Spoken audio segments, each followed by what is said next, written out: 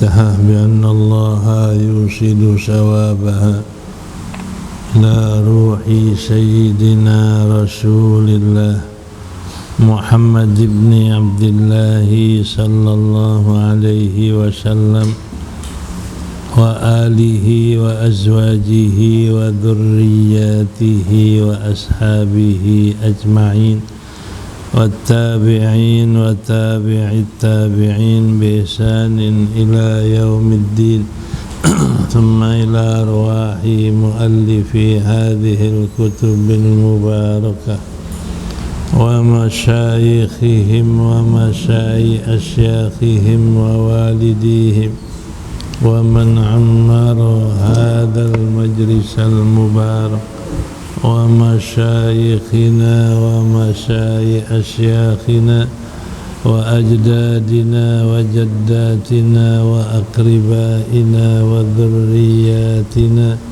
وأحبابنا ولمن له حق علينا وللمسلمين والمسلمات والمؤمنين والمؤمنات أن الله يغفر لهم ويرحمهم ويفتح علينا فتوح العارفين ويفقهنا في الدين ويرزقنا كمال الإخلاص واليقين ويجعل قراءتنا هذه خالصة لوجهه الكريم ومقربة إلى رضاه وجنات النعيم وإلى حضرة النبي محمد صلى الله عليه وسلم الفاتحة. أعوذ بالله من الشيطان الرجيم. بسم الله الرحمن الرحيم.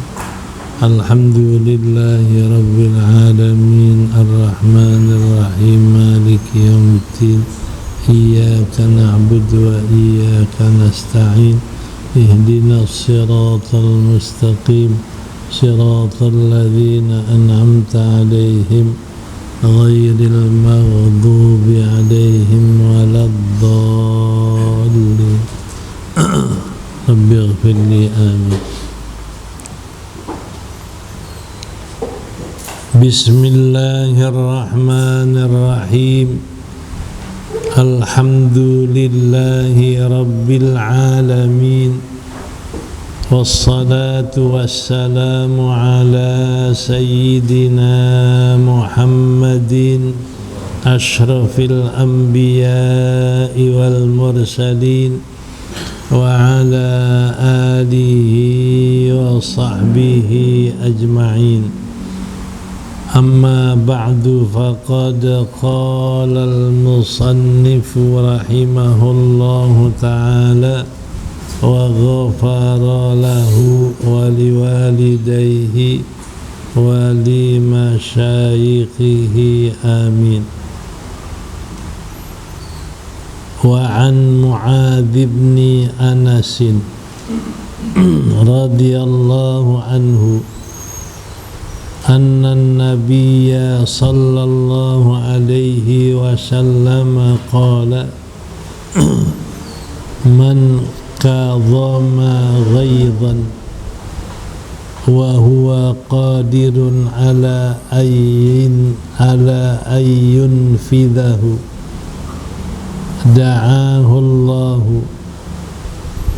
سبحانه وتعالى على رؤوس الخلائق يوم القيامة حتى يخبره من الحور العين ما شاء. رواه أبو داود والترمذي وقال حديث حسن.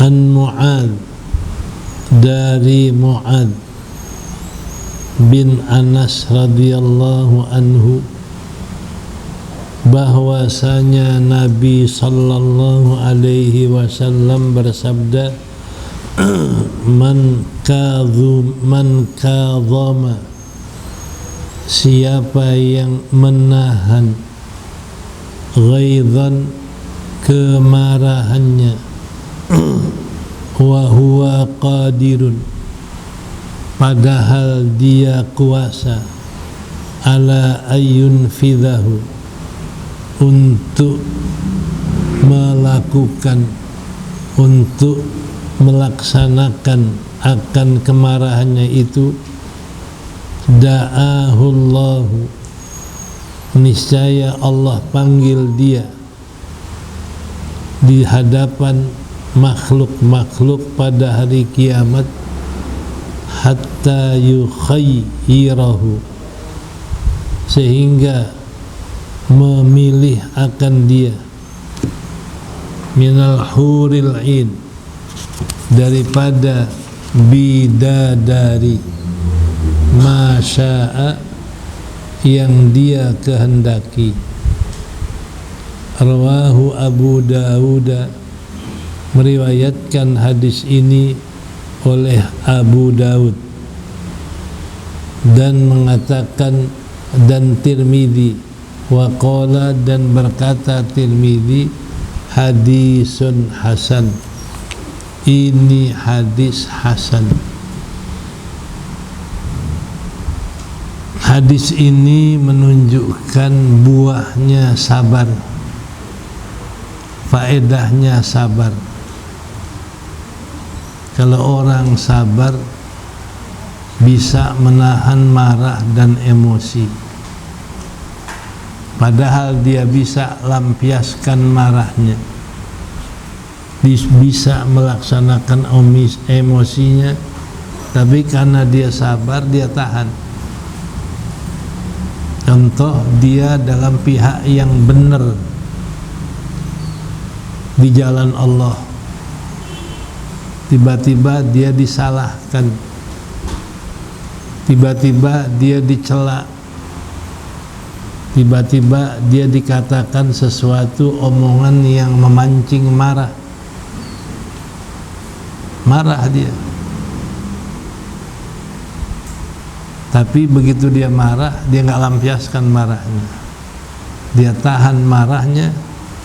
Maka menahan marah di saat kita mampu melaksanakan kemarahan itu adalah Allah berikan faedah, Allah berikan balasan nanti pada hari kiamat di hadapan makhluk di padang mahsyar. Suruh pilih bidadari yang mana yang dia kehendaki. Pertama, orang bisa nahan marah, bisa melaksanakan, itu dapat balasan seorang bidadari. Kedua, dia bisa memilih bidadari yang mana saja. Nah, sebab itu sabar dengan menahan marah merupakan sesuatu perbuatan yang pahalanya besar, balasannya besar. Kalau disuruh pilih wanita dunia sih kecil, yang disuruh pilih bidadari. Kira-kira bidadari ada yang jelek apa enggak? Semuanya luar biasa.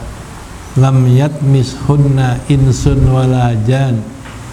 Bidadari ini wanita yang begitu cantik, menarik, belum pernah disentuh oleh siapapun. Lam yatmishunna, belum pernah menyentuh kepada mereka insun, manusia yang manapun, wala jan, jin yang manapun. Betul-betul diberikan kita, masih murni, belum disentuh oleh jin dan manusia. Kira-kira perempuan dunia ada nggak yang belum disentuh?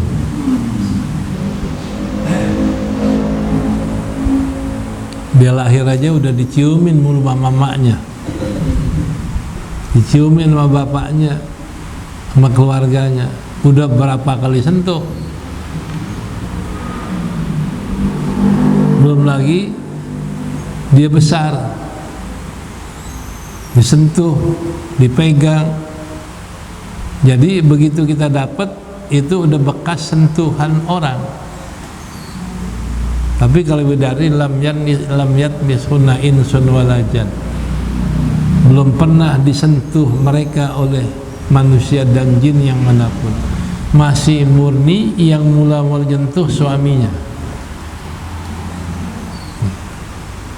Nah ini yang dikatakan asli istri kita namanya. Kalau dunia bukan asli istri kita, udah banyak disentuh orang. Nah, ini balasan bagi orang yang bisa nahan marah. Dia marah tapi dia tahan, padahal bisa dia melaksanakan marahnya. Ini siapa yang bisa nahan marah padahal bisa melaksanakannya, nanti pada hari kiamat di hadapan makhluk di padang mahsyar, Allah suruh ayyukhayyiro, suruh pilih bidadari yang mana yang dia kehendaki. Ini yang dikatakan pahala besar tentang orang bisa nahan marah itu. Wal kadhibinal ghaidha wal 'afina 'anil nas wallahu yuhibbul muhsinin. Orang yang bisa nahan marah dan orang yang selalu berbuat baik kepada orang, itulah innallaha yuhibbul muhsinin. Allah suka orang yang berbuat kebaikan. Ya. Ini yang pertama, itu buahnya sabar. Orang bisa nahan marah padahal bisa dia laksanakan. Itu pahalanya besar. Ya.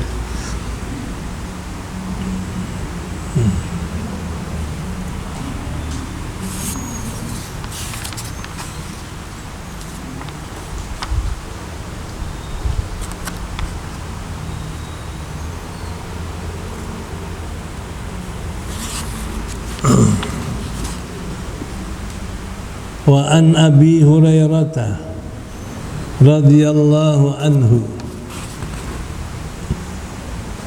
anna rajulan qala lin nabiyyi sallallahu alaihi wasallam awsini qala la taghdab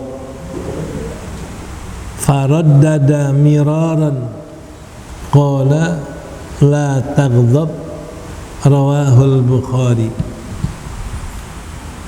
Dari Abi Hurairah radhiyallahu anhu bahwasanya ada seorang laki-laki qala berkata kepada Nabi sallallahu alaihi wasallam, ausini, kata si laki-laki, ausini, berikan wasiat kepadaku, berikan nasihat kepadaku. Qala, bersabda Nabi, la taghdab, jangan kamu marah. Faraddada, maka dia mengulang-ulang permintaannya, ausini, qala la taghdab, jangan kamu marah. Rawahul Bukhari, meriwayatkan hadis ini oleh Imam Bukhari. Hadis kedua menyatakan bahwa orang yang bisa nahan marah, orang yang sudah bisa melaksanakan wasiat Nabi yang terbesar. Karena bila diulang-ulang jawabannya itu berarti nasihat yang besar. Datang Nabi, ausini, berikan nasihat, wasiat buatku ya Rasulullah, la taghdab, jangan marah. Diulang lagi permintaannya, la ausini, berikan wasiat kepadaku, la taghdab, jangan marah. Berulang-ulang jangan marah. Ini berarti kalau Nabi ulang-ulang di dalam perintah jangan marah ini mengandung sesuatu yang besar. Misalnya tadi, orang kalau nggak marah mendapatkan bidadari disuruh pilih di akhirat. Orang kalau nggak marah terhindar dari sesuatu dosa. Karena kalau dia marah, emosi, dilakukan marahnya bisa dosa. Dia pukul orang, dia sakiti orang, dia cela orang, sehingga dengan nggak nahan marah banyak dosa yang dilakukan, perkataannya, perbuatannya. Makanya la taghdab, jangan kamu marah. Ini satu nasihat yang besar, bahwa dengan menahan marah kita bisa mendapatkan faedah besar, paling kurang tidak berbuat dosa. Yang kedua, tidak menjadi dendam. Orang kalau marah, dia balas, nggak hasil, dendam, balas lagi, akhirnya nggak ada habisnya, balas membalas dengan dendam sampai hari kiamat. Jadi marah ini menjadikan orang dendam yang nggak ada habis sampai hari kiamat.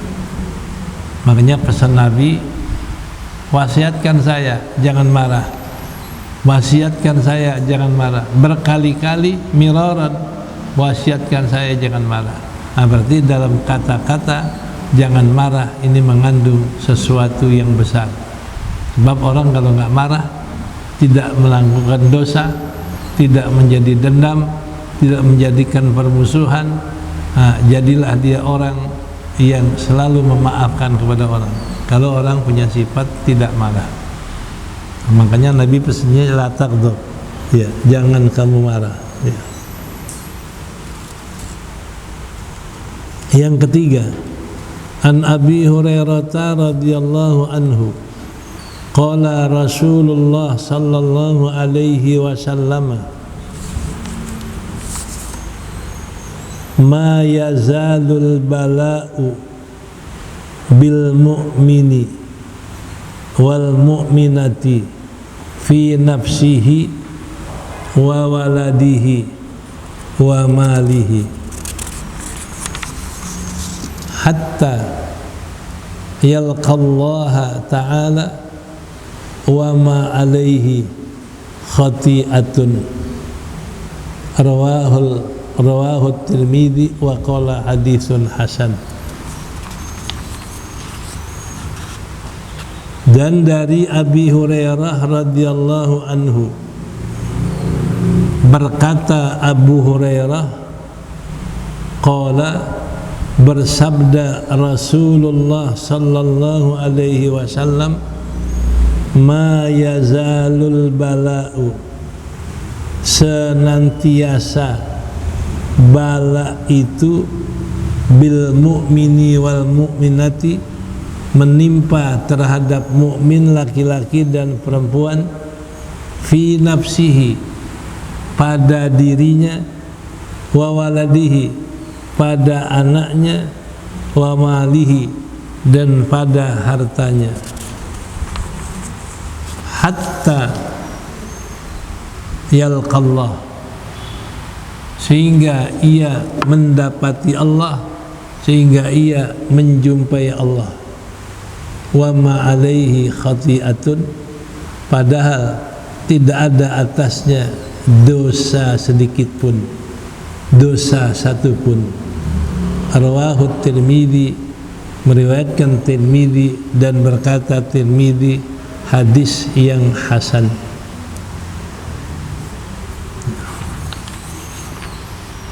Nah, dalam hadis ini nggak salah kalau orang dapat bala mengatakan alhamdulillah, nggak salah. Kalau orang dapat bala girang, nggak sedih. Ada seorang ulama ketika dia sedang tidur di masjid, tiba-tiba hujan besar, maka ada orang yang menyeret dia keluar masjid, dilemparkan ke jalanan dalam keadaan hujan besar. Itu ulama mengatakan alhamdulillah. Nih, kalau kita lagi tidur di masjid, diseret, dilemparin ke hujan, alhamdulillah apa maki-maki gitu. Dia bilang alhamdulillah. Sampai orang tanya, kenapa alhamdulillah? Saya paling indah hidup di saat saya dilemparkan ke jalanan. Kenapa? Itu ujian Allah terhadap diri saya. Jadi kalau orang diuji oleh Allah dengan mengucap alhamdulillah, Allah ridha dengan dia. Nah, makanya u'budillah bisyukri, ibadahlah sama Allah dengan cara bersyukur. Nih, kalau kita bersyukur, kita dikasih harta, kita sedekah, syukur, itu ibadah sama Allah. Nah, yang tadi dia dikasih bala, dia syukur juga sama Allah, alhamdulillah Allah kasih bala. Kenapa? Setiap orang dikasih bala itu pasti mendapatkan pahala, atau dihapuskan dosa, atau dinaikin derajatnya. Makanya ada ungkapan al-bala rahmatun lil mu'minin, bala itu rahmat buat orang mukmin, wa adzabun lil kafirin, siksaan buat kafir, wa mau'izatun lil muznibin, nasihat buat orang yang berdosa. Jadi kalau orang berdosa dikasih bala, itu nasihat supaya berhenti dari maksiatnya, supaya tinggalkan maksiatnya, supaya tobat dari maksiatnya. Kalau orang mukmin dapat bala, girang, karena setiap orang dapat bala dia sabar mendapat pahala. Orang dapat bala dia sabar, diampunkan dosa. Orang dapat bala dia sabar, naik derajatnya. Kira-kira kalau pahala ditambahin, derajat dinaikin, dosa dihapusin, girang apa sedih? Girang. Nah, itu bala. Makanya ada orang yang tahu hal itu dapat bala, girang. Kita udah sampai belum ke situ kira-kira? Dapat bala girang, ada udah sampai belum kira-kira? Nah, itu yang tadi saya katakan, ada ulama dilemparkan ke jalanan dalam keadaan hujan, dia girang. Kenapa? Di sini saya bisa tahu sabar dari ujian Allah. Di sini saya bisa tahu bala dari Allah. Makanya orang tanya, kapan waktu kamu hidup paling bahagia? Paling bahagia ketika saya dilemparkan ke jalanan dalam hujan-hujan. Karena dia kebahagiaan yang paling besar. Nih, kalau orang tahu, makanya di sini Nabi kasih tahu. Apa kata Nabi?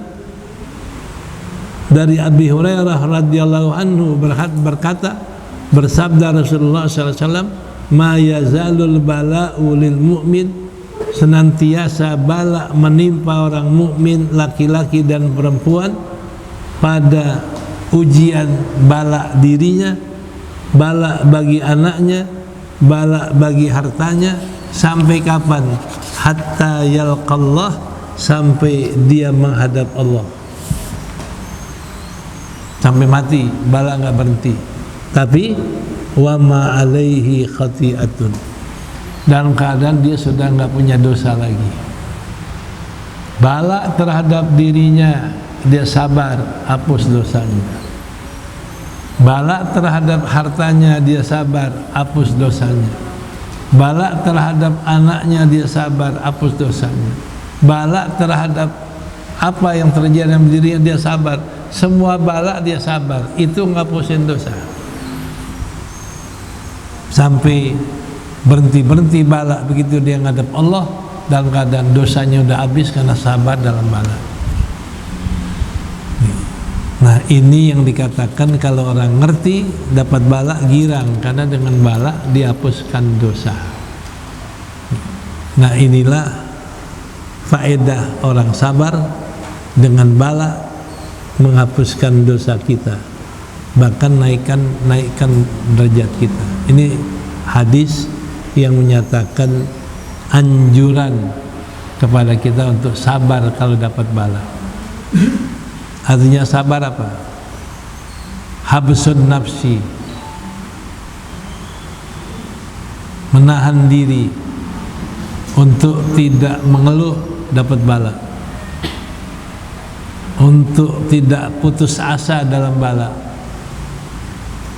untuk tidak jengkel dalam bala. Jadi begitu dapat bala dia sabar, tahan dirinya, nggak jengkel, nggak ngeluh, nggak apa, bahkan dia terima balain dari Allah. Makanya kan di sana dikatakan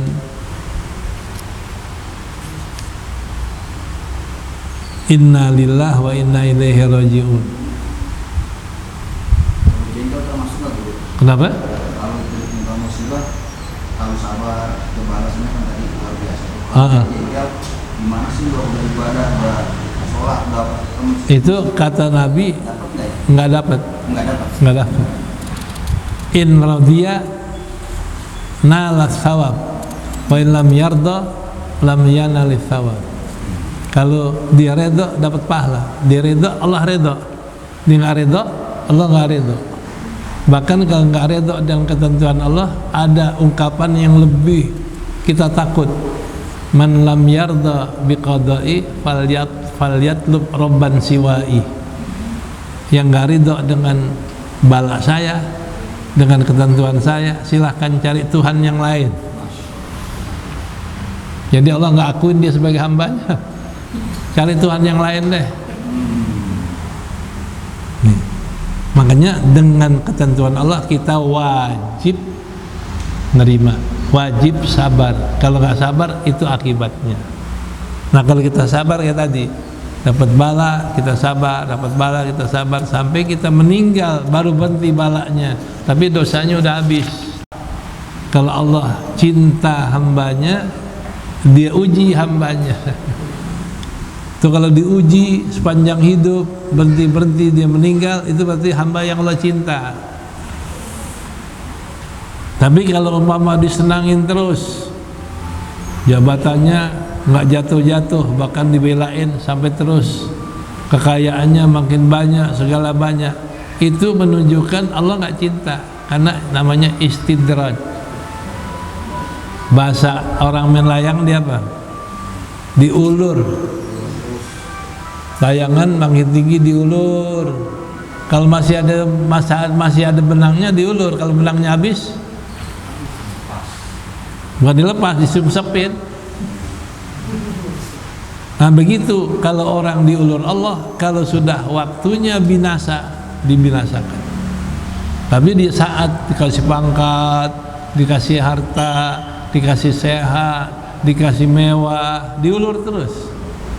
Malah diulur makin lupa sama Allah, makin zalim, makin kafir, makin merasa benar, dan lain sebagainya. Nah tinggal sudah habis ulurannya, diapain? Kalau layangan diserokin ke bawah, udah nyungsep. Nah ini na'udzubillah min dzalik.